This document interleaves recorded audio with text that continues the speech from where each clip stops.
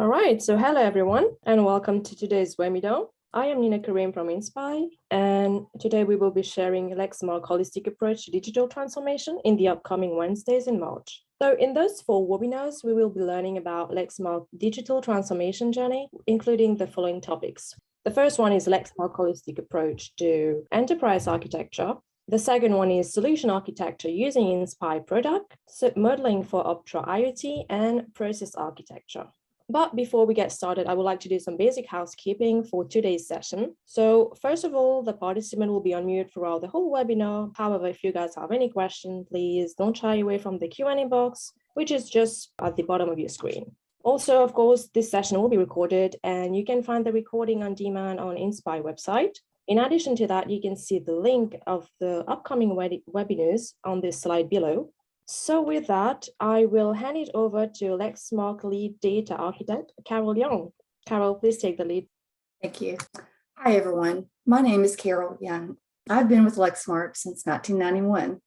I have a rich background in data architecture. Since 2020, I've been on a new journey with our transformation services team, focusing on the Enterprise Digital Twin Initiative. Today, I will give you a brief overview of our journey in developing the Enterprise Digital Twin. I will begin with a brief introduction of Lexmark. I will then share with you what the Enterprise Digital Twin means to Lexmark. I will end with some ways in which Lexmark has benefited from an Enterprise Digital Twin.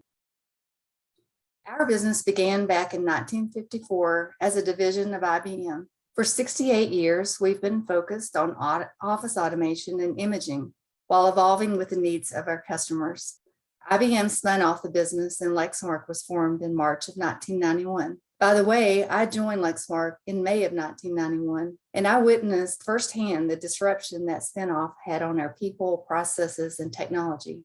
We could have benefited tremendously from an enterprise digital twin to help us through that difficult transition. Our customers are located all over the world with devices deployed in over 170 countries. Lexmark has managed print service engagements in over 28,000 cities and 200,000 locations. In total, we have over 6.5 million devices operating in the field, of which over 1 million are managed directly through our single global system. You can imagine how many processes, people, applications, infrastructure components, and data elements are needed to manage and transform our business. The Enterprise Digital Twin is key to our success in driving digital transformation in our complex environment.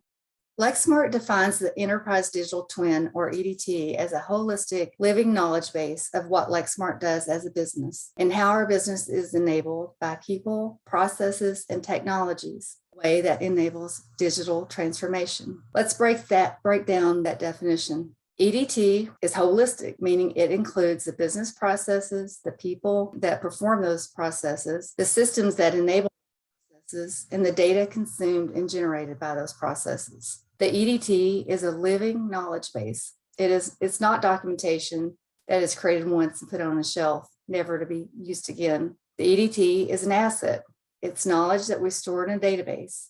It's maintained, reused, and refined through business and technical initiatives. The EDT is delivered in the form of Inspire models using the Inspire meta model. Model components are stored in the underlying UPMX and ServiceNow tables. These models provide a way to containerize business processes, applications, and data, and the relationships between them. They provide a simplified view of often very complex system technologies and relationships. Since the model objects and relationships between them are stored in a database, different views can be created for multiple communities of use.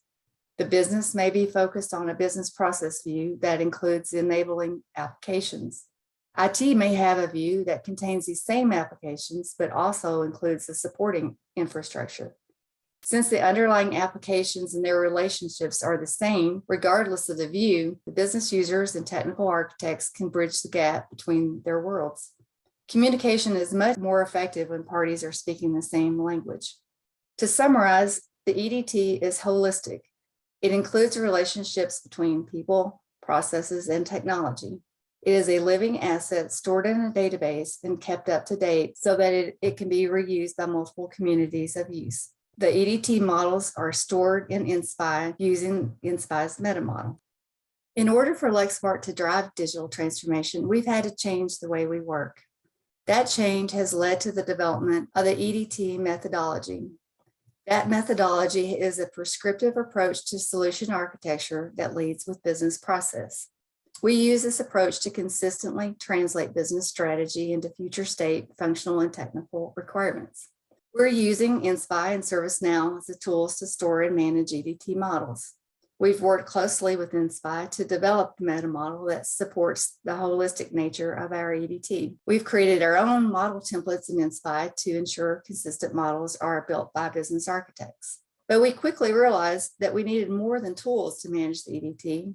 We also needed standards, methods, and governance. Our standards provide a reference manual or rule book to follow when building models. We use TOGAF as a high-level framework to design, plan, implement, and govern our enterprise architecture. We use APQC business processes to develop our top-level business architecture. Our business process architects have built a standardized process to use when creating their business process models. This process is used to consistently identify the tasks involved, the roles that perform those tasks, and the human and application interactions. The process architects remove any unnecessary process variation in order to create a standardized process. The elimination of variances prevents the addition of unnecessary administrative overhead. The process architects use industry standard modeling techniques to build these models. We've also created user guides or rule books that describe the how of EDT processes. Another important component of the EDT methodology is governance. In order to maintain consistency within the EDT, governance processes have been created to ensure models and model objects use the correct naming conventions, model templates, and techniques. The models are inspected by the business for business accuracy and by the architects for technical accuracy. This methodology was not built overnight and is still maturing. As a matter of fact, we've just begun working on our reporting standards, how we're going to report the information in our InSpy models to the different communities of use. It's important to realize that creating a mature EDT methodology is a marathon, not a sprint. The scope of our EDT is based on the TOGAF framework. This diagram contains a lot of information and the details are hard to read, but it does show that holistic scope of our EDT. The scope includes the business architecture, the data architecture, the solution and application architecture, and the technology architecture. The business architecture is made up of the business processes, activities, and tasks, the organizations and roles involved in executing those business processes, and the governance of the business process components. The data architecture describes the logical and physical data assets and the data management resources. The solutions and application architecture contain the blueprint of our application systems. The components of the technology architect include the IT infrastructure, middleware, networks, and communications. The EDT links these architectures together in a way that they can be consumed by our multiple communities of use. Our business users' view of the EDT is primarily focused on the business architecture components. The business is interested in the components that describe what the organization does, how it does it, who does it, what data and what applications are used by the processes. Having this business architecture defined and modeled enables the business to implement changes with speed and with minimal waste. At Lexmark, those changes are typically implemented by project teams comprised of business analysts and technical resources. Let's dive into some examples of how the EDT helps those teams operate more efficiently. The EDT provides our business process architects with the methodology that they can use to create consistent processes. Those processes can then be used to identify opportunities for process optimization and automation. The business process models built using the EDT methodology provide a jump start to our project teams. We've all sat through days, even weeks of meetings where someone starts drawing the current state process on a blank whiteboard. Process details are pulled from the minds of a room full of SMEs. These meetings are time-consuming, tedious, and frustrating. If the processes have been modeled using the EDT methodology, the project team will have the current state processes available immediately, eliminating this wasted time. The project teams can quickly get down to the important work of designing the future state processes. When the business processes are linked to the technical architecture, business analysts can communicate their requirements more effectively to the technical resources. Again, starting with an accurate current state view greatly reduces the amount of upfront analysis and may prevent unnecessary technical effort. The act of modeling can often highlight non-value add variances. There may be variances across countries or functional areas that can be merged or even eliminated. Of course, some variances may be needed for regulatory reasons, but there may still be some process optimization possibilities. The EDT methodology produces reusable objects that can be used for testing, training, and transition to operations, thus reducing the time for knowledge transfer across these areas. Preparing test cases, training documents, and conducting knowledge transfer typically takes weeks of effort. That time can be reduced to a few days when the EDT methodology is followed. In keeping with our business process modeling standards, we tie measures, metrics, and KPIs to our business processes. This linkage helps our business architects and analysts easily identify insufficient or unnecessary measures, metrics, or KPIs. These are just a few of the many benefits the business and project teams have realized by implementing an EDT. Kevin Playforth will dive deeper into the business architecture in his webinar on March 23rd. Kevin has many years of experience in this area, so you don't want to miss his webinar. Not only does the EDT provide many benefits to the business, it also provides many benefits to our technical and solution architects. This diagram shows how business processes can be linked to the data and application components all the way to the infrastructure level. I know the words are hard to see on this diagram, but the green section is the business process components and the yellow section is the information or data components. And then the pink section shows the applications. And then at the bottom, you've got the infrastructure components. And you can see the linkage between these. And you can see how complex these linkages and these diagrams can be. Can you imagine trying to do impact analysis on such a complex set of relationships without this diagram? When these linkages are modeled, they provide a trail of breadcrumbs needed to perform impact analysis between the processes and technology quickly. This trail gives our technical resources the ability to determine which processes will be impacted when an application is updated, or when a server has a hardware failure and goes down, or when new logic is applied to an integration that triggers an action in our CRM system. This linkage can also help determine the impact to technical components when the business process is changed.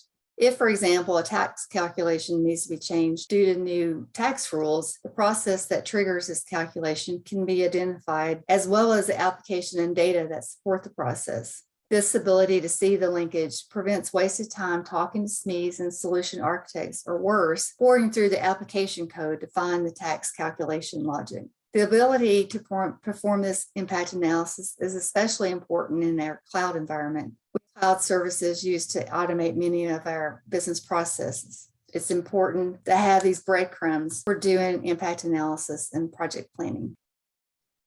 The EDT creates a common business language and structure across our different communities of use. Models and objects created during business process analysis and requirements gathering sessions can be reused to create test cases. This reuse reduces the amount of preparation time usually required by our testing team. The models provide developers with visibility to the technical components and procedures which are linked to the processes being tested. Having this visibility can greatly reduce their time to resolve defects. Objects used during business process analysis can also be reused to create training material for both business users and support staff. This reuse greatly reduces the time to train business users and conduct knowledge transfer to support staff. The EDT provides architects with a universal framework that they can use to create an integrated model of the business and its technology components. We've already touched on this in the EDT scope section, but it is worth repeating in the context of the benefit to technical architects. This framework can be constructed to the consumer. The data architect can create models to help them understand which business processes are impacted by changes to the data architecture. Security architects can create models to see which processes and applications consume or store sensitive data. They can use this information to determine where more stringent security rules need to be applied. Be sure to attend Mark DeBeaumont's webinar on March 9th. Mark has a wealth of knowledge and experience in enterprise architecture and has used InSpy extensively to create enterprise architecture models. Lexmark is not only using the EDT for its internal digital transformation initiatives, but we are also using the EDT to help our customers transform their business. The Optra IoT model is a new Lexmark offering that leverages our proven solution to manage our NPS customers. This offering consists of 3 components. We provide an engineered IT platform that includes an assembly of best-in-class and modern technology. This platform architecture has been modeled in InSpy using the EDT methodology. During our customer engagements, the platform architecture will be modified according to the customer's requirements. The customer may not need some of the platform components, or their requirements may result in additions to the platform. The resulting platform models can then be leveraged by the customer to realize the benefits we discussed previously. The second component is our accelerator suite. These accelerators provide key blueprints to a customer's IoT journey, ready to give them a head start. We've built AI, ML algorithms, customer and internal dashboards, and business process templates. The business process templates were built in InSpy using the EDT methodology. These templates will be used to facilitate business process sessions in which the models will be customized according to the customer's existing processes and their new requirements. This is yet another deliverable based on the EDT methodology that the customer can continue to leverage after implementation. Finally, we offer consulting services that bring it all together and help our customers operationalize data from their connected devices and systems. Our consultants are transformation experts with firsthand knowledge of our own transformation journey and how we've leveraged our own solution to the benefit of Lexmark and our customers. These consultants leverage the EDT methodology to build out the platform architecture and business processes based on the customer's requirements. This combination of technology, accelerators, and expertise to drive digital transformation is a powerful differentiator that Lexmark brings to its customer engagements. Ted Perkovich will speak more on this topic of modeling for Optra IoT on March 16th. You don't want to miss this webinar, as Ted brings many years of business process architecture experience. Thank you very much. And I think now we'll move to the Q&A section. All right. Thank you very much for this amazing presentation, Carol. I see we already have a few questions in. So the first question is, how long did it take to create the digital twin? Well, we've been working on the digital twin for a couple of years, and we're still working on it, so it's not complete. We continue to refine, and as I mentioned, we're focusing on reporting out of the enterprise digital twin for many different purposes, for internal use, for governance, for providing information to our customers. So it's as I mentioned, building the EDT is a marathon, not a sprint, and we continue to build it out and refine it. Good. And moving on to the second one, why not other enterprise architecture solutions? We chose InSpy because we're also using ServiceNow, and that linkage between ServiceNow and InSpy was pretty powerful. And InSpy, we're happy to work with the InSpy team. They're always anxious to hear our suggestions and quick to try to implement those where it's reasonable and fits in with their roadmap. So that's the main reason. I actually wasn't part of the team when we made that decision, but I can definitely see why we did. The tool InSpy is very, very easy to use and very powerful. And, we still continue to learn how to use it and use it more effectively. And the team is great to work with. I have to say that. I really enjoy working with the team. Great. So we have another one. Which area did you map first, architecture or processes? So we started with the architecture, and the processes followed quickly behind that. We did a pilot.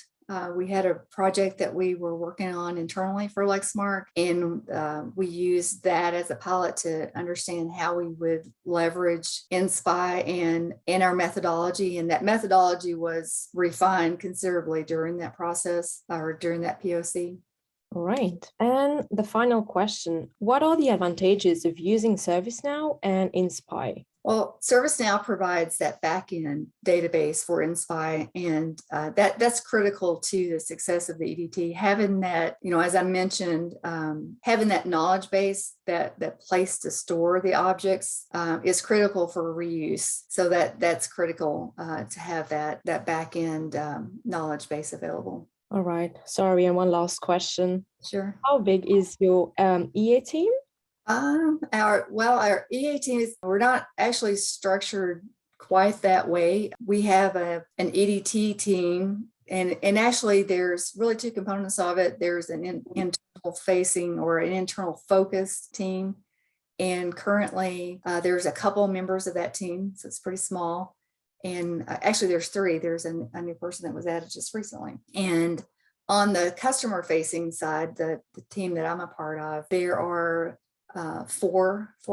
five members of the team. And as I mentioned, Mark de Beaumont is he's our enterprise architect with just years of experience. And then we have a couple of process architects on our team, myself, and another resource, and that's it for now. And we're constantly expanding as the need arises. We've got plenty of work to do, so there's plenty of opportunities to expand. True. All right. Thank you for all the questions. So this was the end of the session. Thank you everyone for attending the session today. And as you can see on the screen, you can find some useful links like book a demo, read Lexmark success stories, and simply learn more about Inspire. So on this, I wish you all a very nice day and hope to see you again in the upcoming session again. Bye-bye. Bye.